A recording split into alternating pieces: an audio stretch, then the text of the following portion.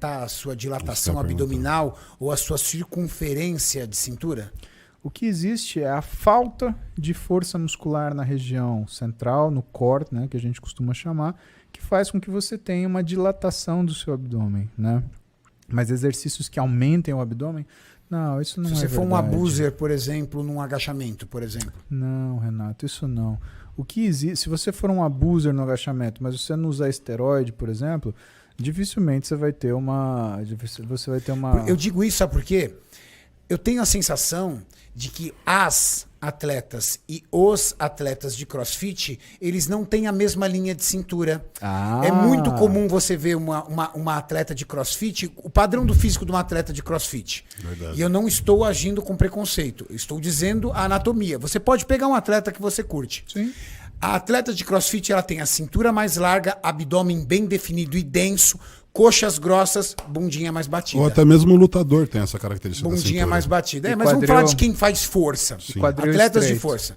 E quadril estreito.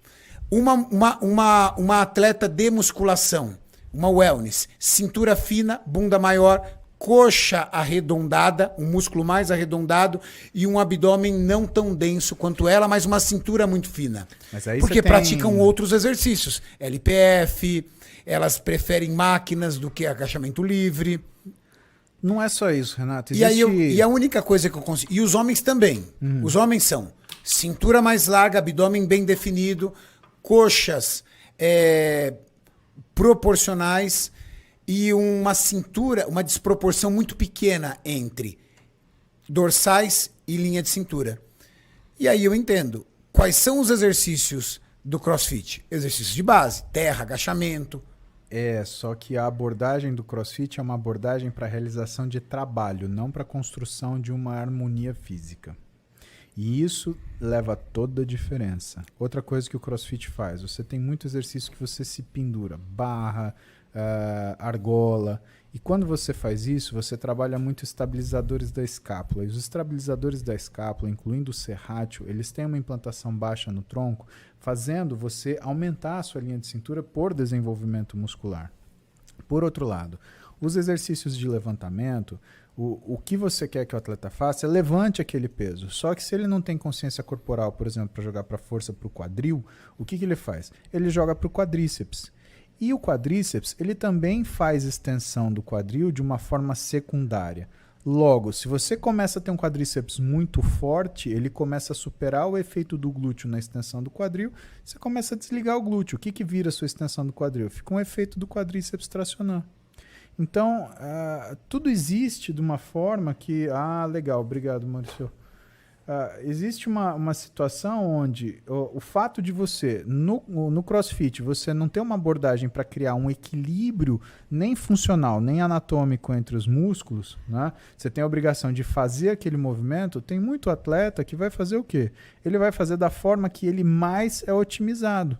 Então ele vai gerar essas discrepâncias. O problema é que a gente, no ponto de vista de exercícios de empurrar, né, a gente vai sempre preferir, por exemplo, um quadríceps do que um glúteo para empurrar para cima. A wellness não, ela vai fazer o movimento distribuindo essas cargas, repartindo isso entre glúteo e quadríceps. Até porque o atleta de CrossFit, quando ele está realizando o esporte dele, ele não está muito focado em construção de físico. Não, ele está preocupado em performar. Exatamente. Não é uma preocupação dele, aliás, não é nem nunca. É um esporte competitivo. Tão apurada, né, Renato? Sim. Então, aí o que a gente tem é a musculatura do core, né? Você tem, ou alguns deles, né? Você tem o oblíquo interno, o oblíquo externo, você tem o transverso do abdômen, você tem o reto abdominal, né? Você tem ali, dá para ver o serrátil anterior, né? Então, toda essa musculatura, né, ela começa a ficar mais preparada, ela também hipertrofia, né? Só que, veja, quando você olha uma alteração no que é a harmonia de um físico, você está vendo algumas coisas que desenvolvem mais do que outras que não desenvolvem. Então, às vezes, não é só o fato de você desenvolver alguns músculos a mais, é você não desenvolver outros músculos também, né? A gente tem a cara do esporte que a gente pratica. A questão é que o fisiculturismo ele é um esporte onde o importante é você criar uma informação visual.